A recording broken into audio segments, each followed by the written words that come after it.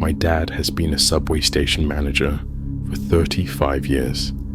In his job, there always needs to be a manager on duty, so he's worked every possible shift, including night shifts. Most trains were completely empty during the night, which was the only nice part about working then. He has many funny and weird night shift stories, but there's one truly scary one. One night, my dad had just boarded a train to move to his office at another station. It was around 3 o'clock in the morning, and he was alone when he got on. At the next station, someone else boarded. My dad described him as a tall, skinny man wearing a heavy jacket and a beanie. The man glanced at my dad before sitting in the farthest corner away from him. My dad felt uncomfortable as the guy kept looking at him every so often. When my dad's stop came, he got off the train, and so did the other man. My dad walked to his office door, unlocked it, and looked behind him. The man in the jacket was pacing around about 50 feet away. My dad stepped into his office, shut the door, locked it, and sat at his desk.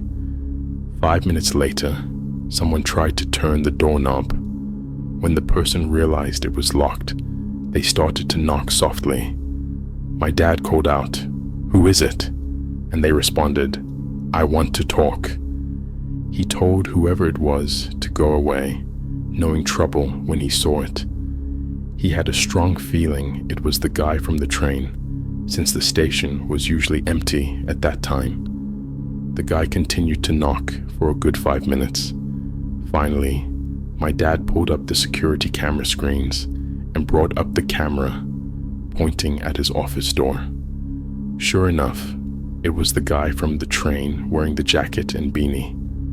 Coincidentally, as soon as my dad brought up the camera, the man walked away.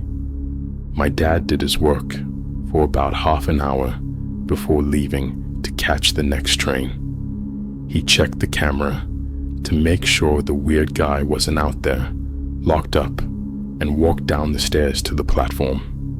He got on the train right away and saw the guy from before walking down the stairs to the platform and stepping into the same car as my dad. The man sat down on the opposite side, a few seats to the right. My dad tried to look away and pretend not to notice him, but he knew the guy was staring at him. At one point, my dad gave in and stared back, giving a slight nod and smile as a peace gesture before looking away again. The man stared at my dad the whole ride to the next station, but my dad never looked back at him again after the first time. You might wonder why my dad didn't try to confront the guy. Despite my dad's big size, he's always been a gentle giant. Plus, he feared the guy might be armed, and one wrong move could be dangerous. When the train stopped at the station, my dad practically ran back up to the streets, constantly glancing over his shoulder. Yes, the man from the train was following him. My dad had to find a public place that was still open to try to escape. He found a fast food restaurant that was open and stepped inside. He watched as the guy following him walked up to the window, stopped, and stared at him through the glass for about 10 seconds before turning around and walking away. My dad waited a little longer before leaving the restaurant to get to his third and final station for the night. The scariest part was when my dad was in his third office. He was checking the security cameras out of paranoia and saw the guy from the train pacing around outside, only about 30 feet from his office. The man then stopped, looked up at the camera, and literally froze, staring for no less than a minute. When he finally lowered his head, he walked away from the station and was never seen by my dad again. My dad doesn't know if he was followed after leaving the restaurant, but it would make sense. The guy was clearly disturbed, possibly homeless and/or dangerous, and who knows what he actually wanted with my dad.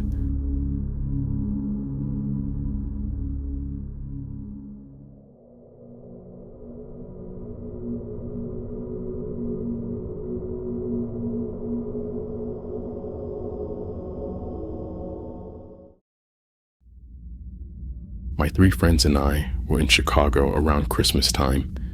We didn't decide to leave until about 2 o'clock in the morning. We caught the first train we could, and as expected, it was empty. By then, we were pretty much sobered up.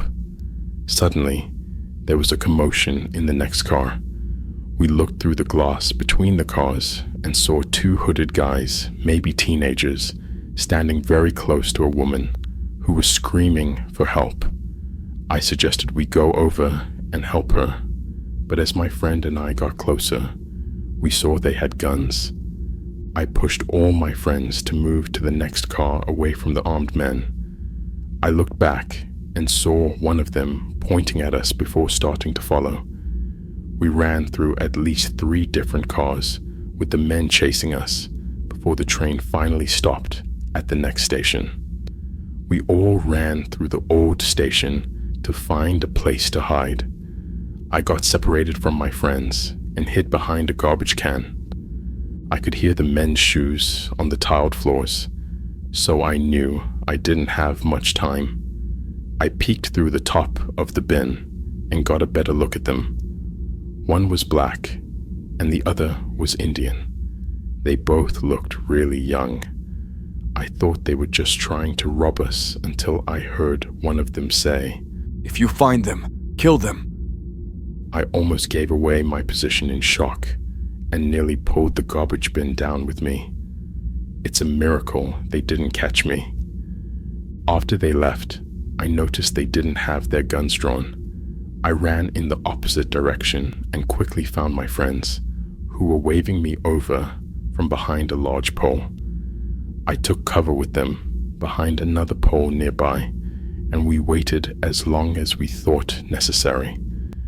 The biggest shock was when we saw the woman from the train, who we thought was being threatened, walking towards the men and shouting something like, "Where are they? Don't tell me you didn't get them." The 2 men reappeared from around a corner and walked over to the woman. We couldn't hear what they said, but they walked back down the stairs to the platform, probably waiting for another train to trap more people. We called the police and reported what happened, but I have no idea if they were ever caught.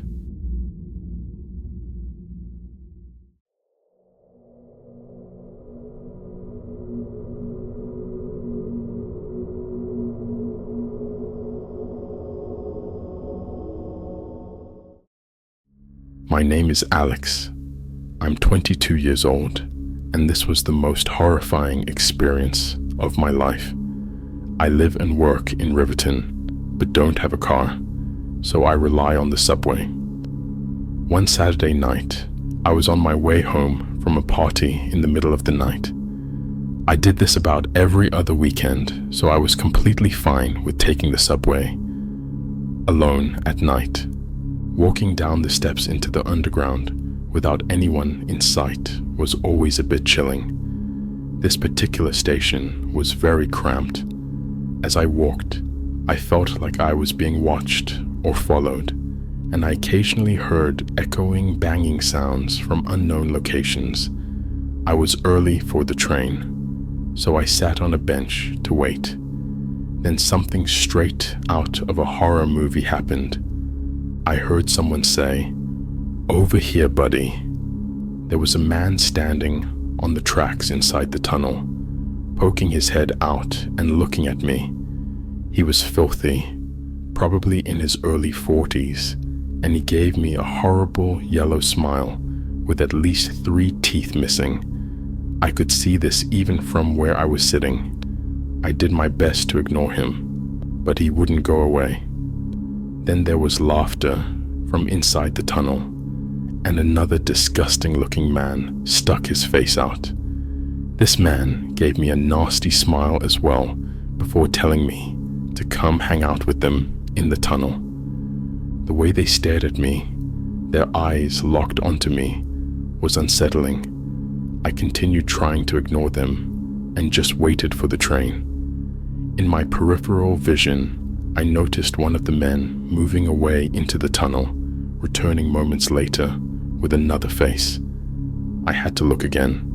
There was a third face, but it was hunched over and lifeless. It looked like one of the men was holding up someone's head. The sound of the train approaching felt like 1,000 pounds off my shoulders. I got up, ready to board the train, but when I got closer to the edge of the platform, I nearly threw up at the sight. The two men were going back into the tunnel, and the second man was holding something in his hand, a head, just a head, like a decapitated head. They disappeared from sight onto the side of the tunnel as the train stopped. I got into the first car, planning on warning the conductor, but as soon as we left the station, I didn't want to be there a second longer. As the train began to move, I saw legs moving down the stairs to the platform, but that was it. I didn't get to see who it was, but what I did see as the train moved into the tunnel was a group of men huddled up against the railing, inches away from the train window, all looking right at me. I knocked on the conductor's door like a madman, screaming that it was an emergency. He opened up, and I explained what I had just seen. He radioed someone in charge of the station and another higher up in the company, who I'm sure contacted the proper authorities or security. It seemed to take ages for my stop to come, but when it did, I practically ran out of the station from relief. Since then, I've been to one party at the same friend's house, but I skipped that station.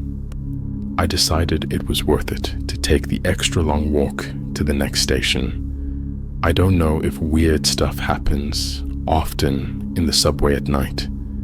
In my experience prior to this incident, it never did.